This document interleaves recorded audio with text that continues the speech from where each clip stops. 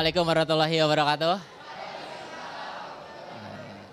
Sebelumnya terima kasih buat kalian yang sudah datang ke sini. Boleh tepuk tangan sekali lagi? Nih gara-gara stand up banyak perubahan yang terjadi di hidup gue ya. Salah satunya aja sekarang gue jadi sering main ke mall, nongkrong di kafe buat bikin materi. Biasanya mah gue jarang main ke mall. Sekalinya main ke mall juga paling nongkrongnya bukan di kafe, paling tukang DPD. Gara-gara stand up juga gue udah punya pacar, alhamdulillah. Sini ada yang belum punya pacar? Lu udah punya pacar belum? Belum. Kelihatan bibirnya pecah-pecah, jarang ciuman pasti. Gini, gue punya pacar, gue dari Bogor, pacar gue kebetulan orang Bekasi. Makanya gue gak terima kalau ada yang bilang anak Bekasi itu nora-nora, gue gak terima gue. Anak Bekasi itu gak ada yang nora kan? Gak ada ya, kecuali yang topinya kebalik nih, nora banget nih. Syuting topi kebalik. Gue anak Bekasi, cewek gue juga gak, gue anak Bekasi, pacar gue anak Bekasi, pacar gue gak nora. Dia cuma ya agak alay aja gitu dikit. Jadi aneh, kalau misalnya alaynya tuh kelihatan dari sikap dia gitu, dari cara dia balas pesan gitu. Kalau misalnya orang yang normal kan begitu gua tanya misalnya lagi apa, paling jawabnya lagi makan nih. Kalau cewek gua enggak, dia alay banget. Gua tanya lagi apa, lagi lucu-lucunya nih. Dah. Lucu-lucunya. Kata gua anak komunitas stand up komedi, mana lu?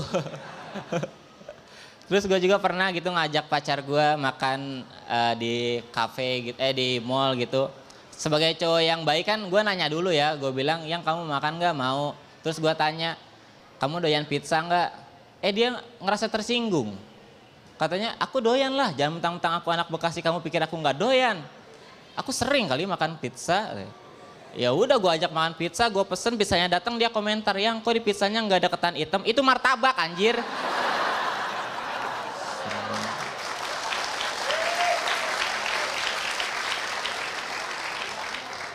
Cuma nggak enaknya punya pacar di Bekasi itu nggak bisa berkomunikasi kayak orang yang pacarnya deket. Kalau orang yang rumahnya deket tuh enak, begitu pacarnya bilang, yang rumahku kosong nih. Pasti gerakannya cepet kan itu. Ya udah aku kesana.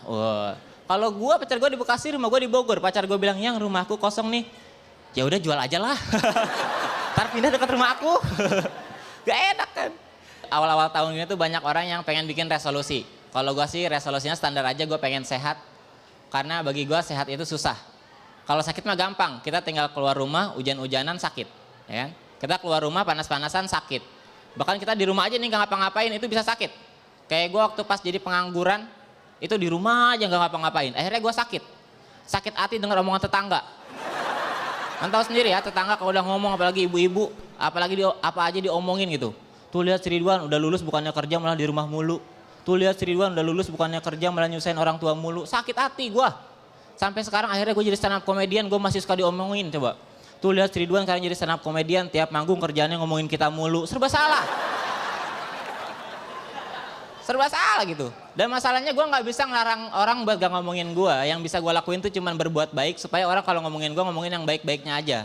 Cuma masalah yang kedua adalah namanya kebaikan itu susah diingat ya kan. Kalau keburukan nempel di otak.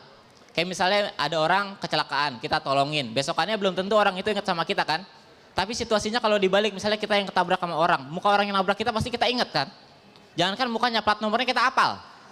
Maka ini kalau misalnya di jalan gitu ada orang-orang yang naik motor sambil nunduk-nunduk nih. Kalau nggak salah gue ada fotonya. Orang naik motor sambil nunduk-nunduk. Nih, kalau ada lu lihat di jalan ada orang yang kayak gini. Ini sebenarnya dia bukan mau ngebut. Tapi ngeliatin plat nomor yang nabrak gue kemarin mana nih.